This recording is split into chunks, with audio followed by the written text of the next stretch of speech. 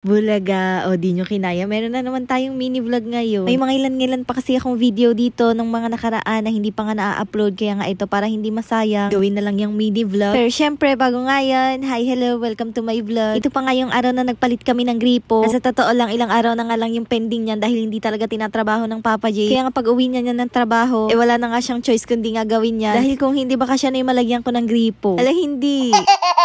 Oo, makutingting nga akong tao, pero pag mga ganyang bagay, hindi ko talaga pinapakailaman. Dahil ate, minsan ako nangialam sa ganyan. Na problema talaga kami, naglawa dito sa ilalim ng lababo. Kaya nga hindi ko na inulit. Dahil ate, super stress talaga nun. Pero kahit nga ganun, ito ako tumutulong pa rin sa Papa J para nga kahit papano mapadali nga yung gawain niya. At buti na lang talaga nandyan nga yung mama ko. Dahil kung hindi, mali-mali talaga kami ng gawa. Sa totoo lang kasi kakaiba nga tong gripo na to sa amin. Oo, ang syala niya nga tingnan, pero ang proseso niya ring gawin or ikabit. Tapos kahit free sample nga lang yan, gumastos pa rin kami ng kulang 500. Dahil nga may mga kailangan kaming pyesa sa pagkakabit niyan. Wala, ganun talaga. May mga free sample na kailangan mo pa rin talagang gastusan. Pero kita nyo naman, di ba, worth it naman. Dahil super ganda talaga niya. Bumagay siya sa kusina ko. O ayan, dahil hindi ka mapirmi na sugatan ka tuloy.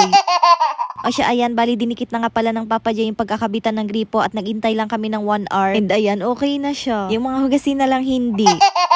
And ayan, fast forward, kinabukasan meron nga akong dumating na bago na namang kurtina. At syempre, pang Christmas nga, kaya nga ayan, excited din talaga akong ikabit. Kalalagay ko nga lang pala nitong kurtina na to na nasa bintana, kaya nga bala ko na lang yung ilagay dun sa may kabila sa may sala. O diba, sinong hindi may excite yan kung ganyang kaganda yung kurtinang pinadala sa'yo? Simple lang ng atake, pero ang ganda talaga. O siya, dahil okay na nga dyan sa bintana, dito naman tayo sa kabila. Pati nga tong kurtina na tinanggal ko dito, halos bagong kabit ko lang din, kaya nga hindi ko na muna yan ilalagay sa labahin. Ilalagay ko na nga lang muna dyan sa mga una dahil sa gabi nagagawan talaga kami ng kumot. Sa ngayon, hindi na nga muna siya kurtina, kundi magiging kumot muna siya. And ayan, alam ko Sunday nito, dahil ito nga yung time na nandito nga sa bahay ang Papa J. Kaya ginrab ko na yung pagkakataon at nagpatulong nga ako sa kanya sa pag-a-apply nga nitong DIY reband na to. Pero bago nga yun, syempre, niliguan ko na muna yung buhok ko. Dahil alam ko na ilang araw nga hindi pwedeng maligo. Oo, unahan ko na kayo. Hindi kami professional sa ganito. Pero itong product na to pang DIY talaga. Dahil kita nyo naman sa bote, meron na nga siyang kasamang suklay. Kaya naman kahit ikaw lang talaga mag-isabi, magagawa mo yan. Pero ako, dahil nandito nga yung asawa ko, nagpatulong na ako para nga kapag hindi maganda yung resulta, meron akong masisisi. Ala, hindi.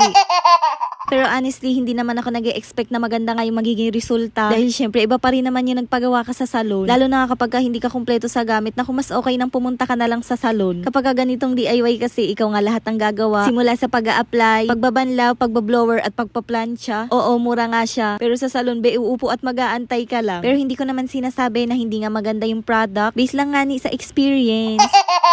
Kagaya na lang nito, wala nga akong heavy duty na plancha. Kaya nga ito, kailangan ko talaga maganda paso-paso para lang maging maganda yung resulta. Pero since high school pa nga ako, ginagawa ko na yan. Kaya nga kahit papano, medyo sanay na ako. At sobrang tagal ko nagtyaga sa hair iron ko dito sa bahay. Sa plancha lang pala ng damit, ilang hagod lang tuwid na agad. At in fairness sa product na ginamit ko, dahil compare nga sa natural hair ko, umokay talaga siya ngayon. Kaya nga ayan, ganda-gandahan na siya. Pero kung medyo may budget naman kayo, mag-go na lang kayo sa salon.